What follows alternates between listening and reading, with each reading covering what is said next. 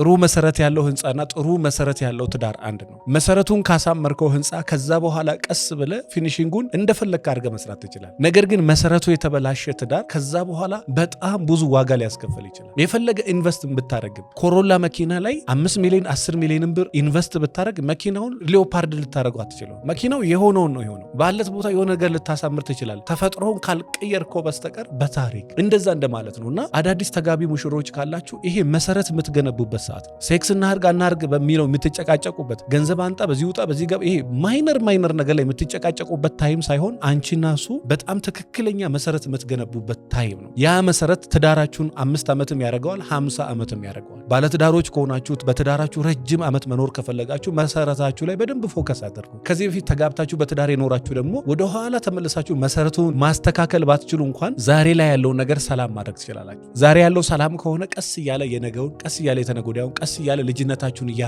እያከመ ይመጣልና መሰረታችሁ ላይ በደንብ ስሩ። ቢዝነስ ላይ በነገራችን ላይ ጥሩ ፋውንዴሽን ከገነባችሁ በኋላ ከዛ በኋላ ቀላል። ጥሩ መሰረት ሳይኖር ግን የ50 ሚሊዮን ብር መኪናን ብትይዝ ያንን መኪና ጥለ ደግሞ በእግር መንከራተት አይቀርም። መጀመሪያ ፋውንዴሽን ላይ ስራ። መጀመሪያ መሰረታችሁ ላይ ስሩ። ያኔ መሰረታችሁ ቆንጆ ከሆነ ከዛ በኋላ ያለ አማካሪ፣ ያለ ሽማግሌ፣ ያለ ቪዲዮ፣ ያለ ሶሻል ሚዲያ፣ ያለ ኤአይ፣ ያለ ምንም ነገር በቃ ቤትህን ህይወትን መስመር ማስያዝ ትችላለና በደንብ መሰረታችሁ ላይ ትኩረት አድርጉ ለማለት ወዳለሁ። ስለ ትዳሬ መማከር አሊያም ስልጠና ፈልጋለሁ የምትሉ ካላችሁ ሰኔ 1 የሚጀመር ልዩ ስልጠና አለ 09774050 ላይ ደውላችሁ መመዝገብ ትችላላችሁ። አመሰግናለሁ።